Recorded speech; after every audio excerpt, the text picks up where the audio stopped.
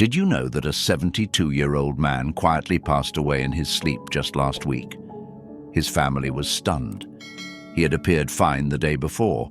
No major illnesses, no alarming symptoms. Just another evening of routine habits that seemed perfectly normal at the time.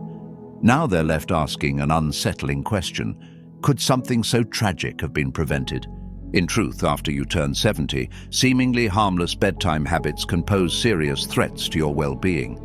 Heart complications, strokes, respiratory issues, and even sudden death can become more likely when you follow certain evening routines without realizing their hidden dangers. What's most unsettling is that many older adults have been making these mistakes for years, never suspecting they might be risking their own health every time they turn out the lights.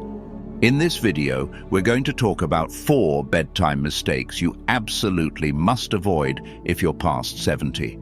These are not complicated medical prescriptions, nor are they wild theories. Instead, they are simple yet deeply impactful changes you can make in your daily life to protect yourself from those quiet, nighttime threats that creep up when nobody's watching.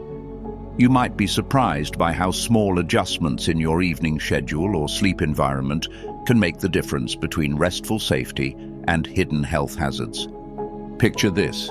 You've had dinner, perhaps watched some television, then headed off to bed. Everything seems standard. Why suspect anything is amiss?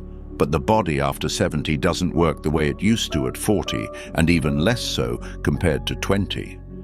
One seemingly trivial habit, repeated night after night, can gradually strain your heart, disrupt your breathing, or interfere with your circulation in ways that catch you and your family off guard. The worst part is that most of us rarely consider our bedtime routine a serious threat. We assume it's just normal to be a little more tired, a little more sore, and to wake up a bit more often. But sometimes these nighttime disruptions are warning signs we ignore until it's too late. So let's shine a spotlight on these 4 nighttime mistakes that, if they go uncorrected, can quietly lead to tragic outcomes.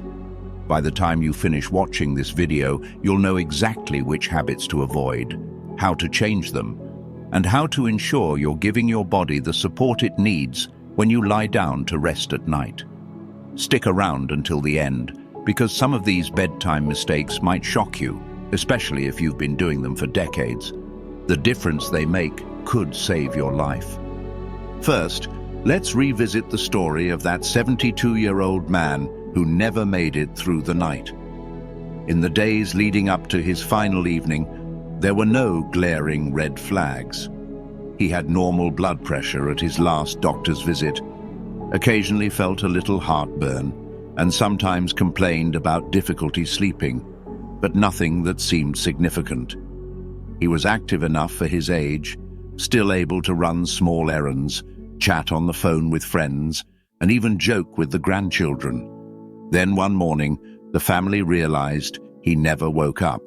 They were devastated and could only wonder if any single choice he made that night contributed to such a sudden end. It's stories like this, where everything seems so normal until it isn't, that highlight the importance of knowing what may lie beneath your simple nightly routine. If you're thinking, but that could never happen to me, trust me, that's the same thought he might have had. Many older people brush off small warnings because they don't connect them to bigger potential dangers. Now let's dive deeper. One common mistake involves eating a hearty meal just before going to bed. Many people over 70 do this because their appetite sometimes spikes later in the day, or they believe a full stomach helps them sleep through the night. But what they don't realize is that digesting a large meal at bedtime can push the body's systems to work overtime instead of resting. Especially if you're consuming rich, heavy foods or sugary desserts, your heart rate can stay elevated when it should be calming down, your insulin levels can spike and crash, and your digestive tract might struggle with reflux or indigestion that wakes you up in the middle of the night. If you've ever noticed chest discomfort, shortness of breath, or a racing pulse after a late dinner, that might be your body's way of shouting, "Slow down, I can't keep up with this anymore." Over months or years, this stress accumulates. The heart works harder, blood pressure creeps higher, and you may find yourself sleeping in fits and starts, never achieving the kind of deep, restorative rest your body desperately needs. It's not unusual for older adults to downplay these problems. You might think, I've eaten late all my life, why change now? But your body at 70 or 75 simply doesn't process food the same way it did when you were 50. The risk of acid reflux alone can escalate significantly, leading to nighttime choking or aspiration issues that, in some cases, can evolve into pneumonia. That's a serious threat, especially if your immune system is no longer as strong as it used to be. Small changes, like moving your last meal 2 or 3 hours before bedtime, opting for lighter snacks rather than full dinners, and staying upright a bit longer, can make a huge difference. If you're used to munching late, consider a small piece of fruit or a few nuts. Let your stomach settle before lying down, so your heart and lungs don't bear the burden of digestion when they should be resting and recharging. Before I move on, if you're still watching and are determined to protect your health by learning these vital tips, drop a number 2 in the comments below. That lets me know you're truly engaged and ready to take steps toward a better, safer routine. Another major mistake often overlooked is keeping the bedroom too warm. Who doesn't love a cozy night, especially if you have a history of feeling chilly or if your joints ache in the cold? But let's pull back the curtain on how a toasty room can secretly sabotage your sleep. As we age, our bodies become less efficient at regulating temperature. Your sweat glands don't work quite the same, your circulation may be compromised, and it becomes much easier to overheat without noticing. When your body temperature gets too high at night, your heart must pump faster to dissipate that extra heat, and the balance of fluids can be thrown off, increasing the chance of mild dehydration.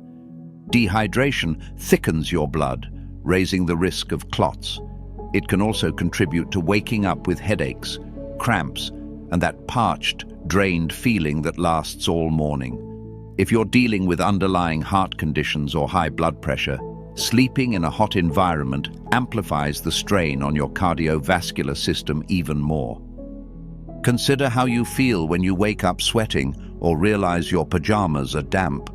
That's a clear sign your body has been working overtime to lower its temperature, rather than slipping into those critical stages of deep, healing sleep. Over the long run, chronically disturbed sleep can weaken your immune response and intensify existing health issues. A cooler room, somewhere in the 60 to 67 degrees Fahrenheit range, helps the body maintain a healthy core temperature that naturally drops at night. This drop encourages your system to slow down in a safe way, rather than battling heat. If you dislike a cold bed, layer with breathable light blankets that can be easily peeled off as needed, or consider using a small fan that not only cools the room but also circulates fresh air, making it easier to breathe. The improvement in how you feel upon waking might surprise you. Fewer night sweats, fewer episodes of racing heart or labored breathing, and a calmer, steadier morning pulse. If you're still with me, take a second to comment the number 4, because staying engaged and remembering these critical points can be a lifesaver. You never know when small, simple knowledge might protect you or someone you love from an unseen danger. A third mistake, and one that few seniors realize can be so harmful, involves drinking too much fluid before bedtime. We often hear that hydration is key, which it is, yet gulping down large amounts of water, tea, or juice in the late evening spells trouble once you cross 70. Your bladder's capacity may have decreased over time, and your kidneys may still be filtering at a decent rate, causing you to wake up multiple times with an urgent need to go. These trips to the bathroom are not just inconvenient, they can be hazardous. Imagine feeling disoriented in the dark, rushing to avoid an accident, and inadvertently losing your balance. Falls at this age are no joke.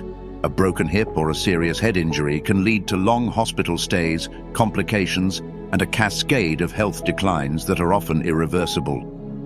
Furthermore, every time you switch on a light or stand up quickly in the middle of the night, your body has to jump from deep rest to alertness in a split second. This abrupt change can cause a sudden dip in blood pressure, known as orthostatic hypertension, making you dizzy or even causing fainting spells. The constant interruption to your sleep cycle also robs your brain of the deeper stages of rest, which are vital for memory, immune function, and overall repair. Over weeks, months, or years of these nightly wake-up calls, your risk of cognitive decline or elevated blood pressure increases.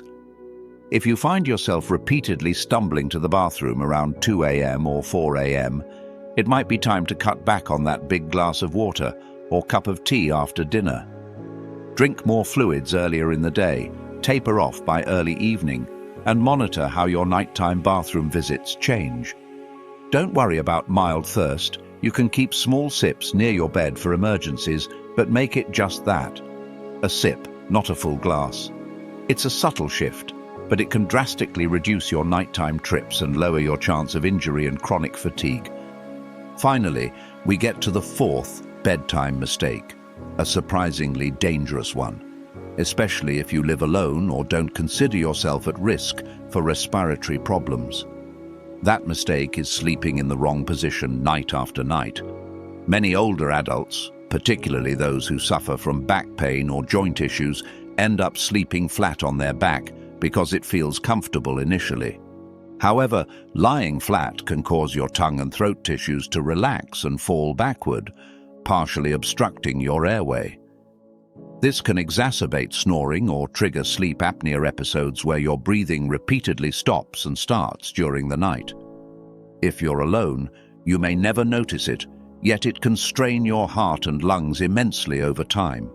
These brief moments of low oxygen can put pressure on your cardiovascular system, raising your risk of a heart attack or stroke, and eroding your sleep quality so that you wake up feeling groggy and worn out, even if you clocked 8 or 9 hours in bed. Have you ever experienced waking up gasping for air, or noticed that your breathing feels labored when you roll onto your back? That's a clue. Sleeping on your left side is often recommended because it aids blood flow, reduces the likelihood of acid reflux, and keeps your airways more open. If it's hard to maintain that position, you can use a body pillow to keep you from rolling over, or slightly elevate your upper body with a wedge pillow that prevents the tongue and throat tissues from blocking your air intake. These small adjustments protect your heart, reduce nighttime oxygen dips, and can significantly cut down on snoring. If you suspect you have sleep apnea, don't just brush it off. Consult with a medical professional to see if you might need a CPAP machine or any specific therapies. Untreated sleep apnea can damage your health in ways you might not connect at first, from high blood pressure to mood changes, to an increased risk of sudden cardiac events. Remember the 72-year-old man we talked about earlier? Any one of these mistakes, eating large meals late, overheating his bedroom, drinking excessive fluids before bed, or sleeping in a bad position, could have subtly contributed to a buildup of stress on his heart. On their own, they might not directly trigger a fatal event the first time, but repeated over months or years, these habits compound. Ultimately, the difference between a restful night and a health emergency can come down to making or avoiding these 4 seemingly minor decisions. If you're still listening and want to signal that you've really absorbed these critical lessons, please comment the number 6 below. Doing so tells me you're here to make meaningful changes that can genuinely improve your odds of waking up safe and healthy each morning. So, what can you do starting tonight? Begin by re-evaluating your dinner schedule. Try to finish your heaviest meal at least 3 hours before hitting the pillow. If you must have something late, keep it light and easy to digest. Next, check your thermostat or your space heater settings. Aim for a cooler bedroom that encourages your core temperature to drop naturally. If you're someone who loves thick pajamas or heavy quilts, swap one thick layer for a couple of lighter ones you can remove if you feel too warm in the middle of the night. Third, plan your liquid intake more carefully. Get most of your water or tea earlier in the day so you're not pushing your body to process large amounts of fluid once bedtime rolls around. And if you're taking medications that make you thirsty or require lots of water, Talk to your doctor about potentially adjusting the timing. Finally, examine your sleeping position. If you catch yourself rolling onto your back, consider investing in pillows or bolsters that promote side sleeping, or raise your head slightly to keep your airways clear. Think of these changes not as burdensome chores, but as small acts of self-care that can drastically improve your quality of life. You might notice better energy in the morning, fewer aches, steadier mood, and even sharper mental clarity. You'll also reduce the chance of random nighttime emergencies or that terrifying scenario where your loved ones discover you didn't wake up. That might sound grim, but knowledge is our best defense against hidden risks. Perhaps you're now thinking, I've done these things for years. Is it too late to fix them? The beauty of adjusting habits is that it's rarely too late. Our bodies respond well to better sleep hygiene. Even small improvements can yield real benefits, whether you're 70, 75, 80, or older. The key is consistency. Make these changes part of your everyday routine, not just a one-off experiment. Then observe your body's responses. You might be surprised at how quickly you feel the difference. Let's be clear. Avoiding these mistakes doesn't guarantee you'll never face sudden health issues. We're all human, and life is unpredictable. But by removing these potential stressors, you give your body a much better chance of staying stable and resilient. If you have underlying conditions, diabetes, high blood pressure, or respiratory problems, these nighttime adjustments become even more crucial. Share this information with a friend or family member who might be making the same mistakes. You never know whose life you might be saving just by passing along a few practical insights. Now, if you've stayed with me through this entire discussion, drop the number 8 below in the comments. That shows you're truly invested in taking control of your nighttime health and want to help others do the same. Remember to subscribe and turn on the notification bell if you haven't already, so you don't miss future videos that could guide and protect you or someone you love from silent but serious risks. In the end, the story of a 72-year-old man who seemed perfectly fine until he didn't wake up should serve as a sobering reminder.